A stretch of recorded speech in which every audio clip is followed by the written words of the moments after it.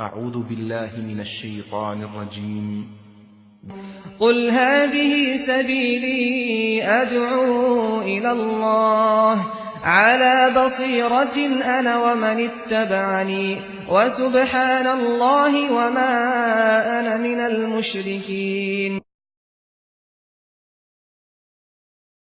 الحمد لله رب العالمين والصلاة والسلام على أشرف الأنبياء والمرسلين وعلى آله وصحبه ومن تبعهم بإحسان إلى يوم الدين. أما بعد.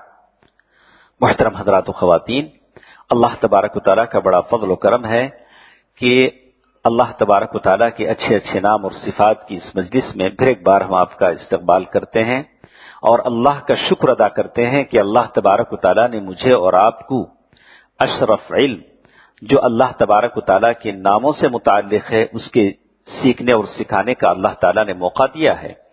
آج کی اس مجلس میں جو گفتگو ہمارے ساتھ وہ یہ کہ اللہ تبارک و تعالیٰ کے ساتھ اچھا گمان کرنا۔ اللہ تعالیٰ کے ساتھ اچھا گمان کرنے کا مطلب کیا ہوتا ہے؟ بہت سارے لوگ ہوتے ہیں جنہیں اللہ تعالیٰ سے بہت ساری شکایتیں ہوتی ہیں کہ اللہ تبارک و تعالیٰ ان کی طرف دیکھتے نہیں ہیں، سنتے نہیں ہیں، ان کی دعائیں قبول کرتے نہیں ہیں، حالانکہ بالکل غلط ہے اور اللہ تبارک و تعالیٰ کی رحمت سے مایوسی کا نتیجہ ہے۔ آدمی کو یہ جان لینا چاہیے کہ اللہ تبارک و تعالیٰ غنی ہے، بے نیاز ہے، ساری مخلوق اس کی محتاج ہے، وہ کسی کا محتاج نہیں ہے، اور ساری مخلوق عاجز ہے۔ اللہ تبارک و تعالیٰ قدرت والا ہے اور طاقتور ہے اور ساری مخلوق اس کے مقابلے میں کمزور ہے۔ تو پھر بندے کو اللہ تبارک و تعالیٰ کی یہ پہچان آ جاتی ہے کہ وہ اللہ تبارک و تعالیٰ کی اور مدد اور نصرت کا کتنا محتاج ہے، اور اس کے مقابلے میں اللہ تبارک و تعالیٰ کی اس قوت اور طاقت اور عظمت کے مقابلے میں انسان کتنا کمزور ہے۔ اور جب آدمی اس نتیجے پر پہنچ جاتا ہے تو اللہ تبارک و تعالیٰ کی تعظیم کرنے لگتا ہے، اس کی وحدانیت کا اقرار کر لیتا ہے اور اللہ تبارک و تعالیٰ کا بندہ بن کر جیتے رہنے میں اپنے لیے فخر محسوس کرتا ہے۔ آپ دیکھیں گے اللہ کے نبی صلی اللہ علیہ وسلم کی زندگی میں اس کا عملی مظہر ہمارے سامنے ہے۔ سیرت طیبہ کے واقعے سے ہم آپ کو بتائیں گے کہ اللہ کے نبی صلی اللہ علیہ وسلم کی ہجرت کا سفر ہے، ساتھ آپ کے یار غار حضرت ابوبکر صدیق رضی اللہ تعالیٰ عنہ ہیں، اور دونوں غار میں پہنچے ہیں، اور پھر پیچھے مشرکین مکہ پیچھا کرتے کرتے اس حد تک پہنچ جاتے ہیں کہ حضرت ابوبکر صدیق رضی اللہ تعالیٰ عنہ کہنے لگتے ہیں کہ اے اللہ کے نبی صلی اللہ علیہ وسلم، جیسے الفاظ ہیں لو نظر احدهم اسفل قدمیہ لرآنا، اے اللہ کے نبی صلی اللہ علیہ وسلم، ہمارے پیچھے جو کافر ہیں ان میں سے اگر کوئی اپنے پیروں کی طرف دیکھ لے تو ہم پکڑے جائیں گے۔ اللہ کے نبی صلی اللہ علیہ وسلم نے جب یہ بات سنی تو پورے توکل اور بھروسے کے ساتھ جواب دیا ما ظنک باثنین اللہ ثالثہما، اے ابو بکر تمہارا کیا خیال ہے ان دو آدمیوں کے بارے میں جن کے ساتھ ان کا تیسرا اللہ ہے۔ اللہ تبارک و تعالیٰ کے ساتھ اچھا گمان اور بھروسہ کرنا یہی ہوتا ہے کہ کسی حالت میں اللہ تبارک و تعالیٰ سے ہمارا بھروسہ نہ ٹوٹے۔ کیسی حالت آ جائے اور آدمی اللہ تبارک و تعالیٰ سے اچھا گمان کرتا ہے، اس بات کی علامت ہے کہ بندے نے اللہ تبارک و تعالیٰ کو جان لیا اور پہچان لیا کہ اللہ تبارک و تعالیٰ قدرت والا ہے، حکمت والا ہے، فعال لما یرید، جو چاہے اللہ تبارک و تعالیٰ کر گزرنے والا ہے۔ جابر بن عبداللہ الانصاری رضی اللہ تعالیٰ عنہ صحابی رسول ہیں، فرماتے ہیں کہ اللہ کے نبی صلی اللہ علیہ وسلم کو میں نے انتقال سے 3 دن پہلے یہ کہتے ہوئے سنا کہ تم میں سے کوئی شخص اس حالت میں دنیا سے رخصت نہ ہو کہ وہ اللہ تعالیٰ سے اچھا گمان نہ رکھتا ہو۔ یعنی آدمی ہمیشہ اللہ تبارک و تعالیٰ اس کے بارے میں اچھا سوچے،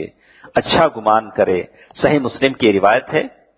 اللہ تبارک و تعالیٰ سے اچھا گمان رکھنا ہم سے اس بات کا تقاضا کرتا ہے کہ ہماری امیدوں کا مرکز وہی ہستی ہے، وہی اللہ تبارک و تعالیٰ کی ذات ہے جو رحمان بھی ہے، قہار بھی ہے۔ لیکن اس کا یہ مطلب نہیں ہے کہ ان صفات پر ہمارا ایمان اور ہمارا ایمان اس یقین کو بڑھائے نہ کہ کم کرے کہ اللہ تبارک و تعالی رحمان ہے، رحیم ہے، ہماری ساری چیزوں اور ساری مشکلات کا دور کرنے والا ہے، اس کی رحمت کو ضرور ہم پالیں گے۔ حسن بصری رحمہ اللہ ان الفاظ میں بیان کرتے ہیں کہ مومن، حسن بصری رحمہ اللہ فرماتے ہیں کہ مومن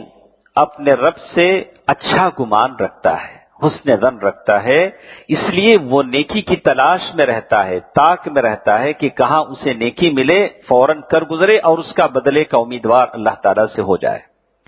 اس کے برخلاف جو فاسق ہوتا ہے اللہ تبارک و تعالیٰ سے بدگمانی رکھنے کی وجہ سے بد اعمالیوں میں گھرا رہتا ہے، جو منافقت کی علامت ہے، منافقت کی علامت ہے۔ اسی طرح ایک اور بات جو اس مجلس میں ہم آپ کو بتائیں گے کہ اللہ تبارک و تعالیٰ کے اچھے اچھے نام اور اس کی صفات کی پہچان اور ان کی فضیلت اور برکت، خیر، بھلائی، سکھ، چین آپ کی اور میری زندگی میں آئے گا، اور اللہ تبارک و تعالیٰ ہر برائی اور نقصان سے مجھے اور آپ کو بچائیں گے۔ اللہ تبارک و تعالیٰ کا نام برائی اور نقصان کو دور کرتا ہے اور نام لینے والے کو بلندی اور کامیابی عطا فرماتا ہے۔ اللہ تبارک و تعالیٰ کے اچھے نام اور صفات علیاء کی پہچان کی فضیلت اور برکت یہ ہے کہ خیر، بھلائی، منفعت، سکھ، چین آپ کو اور مجھے اللہ تبارک و تعالیٰ کے اچھے ناموں سے ملے گا۔ اللہ تبارک و تعالیٰ کے اچھے نام انسان کی زندگی سے برائی اور نقصان کو دور کرتے ہیں، جیسے حدیث میں ابان بن عثمان بن عفان رضی اللہ تعالیٰ عنہ سے روایت کرتے ہوئے کہتے ہیں کہ اللہ کے نبی صلی اللہ علیہ وسلم نے فرمایا، من قال بسم اللہ الذي لا يضر مع اسمه شيء في الارض ولا في السماء وهو السميع العليم 3 مرات لم تصبه فجأة بلاء حتى يصبح، ومن قالها حين يصبح 3 مرات لم تصبه فجأة بلاء حتى يمسي۔ جو شخص بسم اللہ کا نام لے گا اسے کوئی چیز نقصان نہیں پہنچائے گی، زمین میں نہ آسمان میں،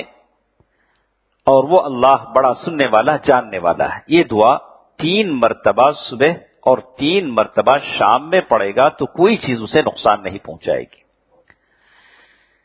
یہ حدیث ابو داؤد اور امام ترمذی رحمہ اللہ نے اس کو روایت کیا ہے۔ کہتے ہیں کہ یہ حدیث جب اس صحابی نے، یہ حدیث جب انہوں نے ابان بن عثمان بن عفان رضی اللہ تعالیٰ عنہ سے سنی، اور وہ حالت جب وہ حدیث انہوں نے بیان کیا تو ان کی حالت یہ تھی کہ انہیں فالج لگا ہوا تھا۔ تو حدیث سننے والا حیرت سے ان کی طرف دیکھ رہا تھا کہ اتنی اچھی دعا مجھے بتا رہے ہیں اور خود مفلوج ہیں۔ تو انہوں نے کہا کہ تم میری طرف حیرت سے دیکھ رہے ہو، مجھے یہ فالج اس وقت ہوا جب میں یہ دعا پڑھنا بھول گیا تھا، کسی وجہ سے میں نے دعا نہیں پڑھا تھا۔ تو اسی لیے علماء لکھتے ہیں کہ اگر صبح شام 3 مرتبہ صبح اور 3 مرتبہ شام اگر آدمی یہ دعا پڑھ لے، بسم اللہ الذی لا یضر مع اسمہ شیء فی الارض ولا فی السماء وہو السمیع العلیم، تو انشاءاللہ کوئی تکلیف اسے نہیں پہنچے گی۔